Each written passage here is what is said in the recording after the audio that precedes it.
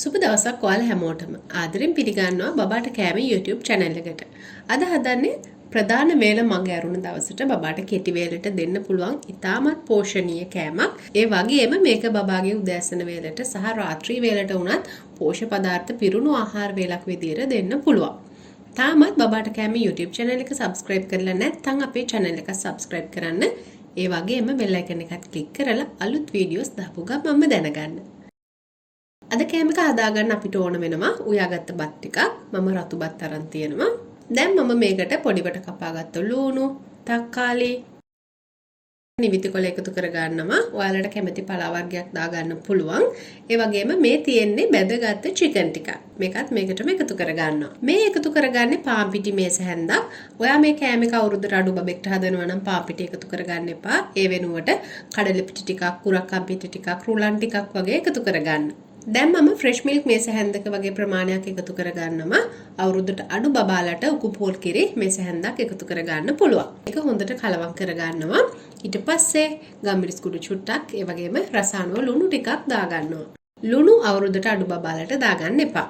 ලුණු ගම්මිරිස් ටික එකතු කරගත්තට පස්සෙත් මම අපෝ චුට්ටක් කලවම් කරගන්නවා. දැන් අපිට පුළුවන් මේකට එකතු කරගන්න බිත්තරයක්. මම සුදු මද කහ මද මිශ්‍ර කරගෙනමයි බිත්තරේ අරගෙන තියෙන්නේ. බිත්තරෙත් එකතු කරගෙන හොඳට කලවම් කරගන්න.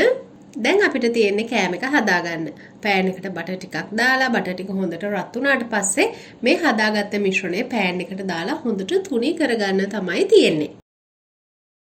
දැන් මේක අඩු ගින්දරේ වහලා තැම්බෙන්න තියාගන්න. මේකේ අටපැත්තත් හොඳට පිලිසුණාට පස්සේ අනිත් පැත්ත දාගන්න ඕන. ඔන්න ඔය විදිහට තමයි හරිම ලේසියෙන් බබාට කෑම එක මම හදාගත්තේ. මම මේකේ උඩ චීස් ටිකක් තවරගෙන තියෙනවා. එහෙම ගත්තාම හුඟක් රසට තියෙනවා මේ කෑම එක. මේක ඔයාලට ලන්ච් බොක්ස් රෙසිපි එකක් විදිහටත් හදලා දෙන්න පුළුවන්. බබාට ඉස්කෝලේ ගෙනියන්න, මොන්ටිසෝරි ගෙනියන්න මේ විදිහට පොඩි පොඩි කෑලි කපලා බොක්ස් එකට දාලා දෙන්නත් පුළුවන්.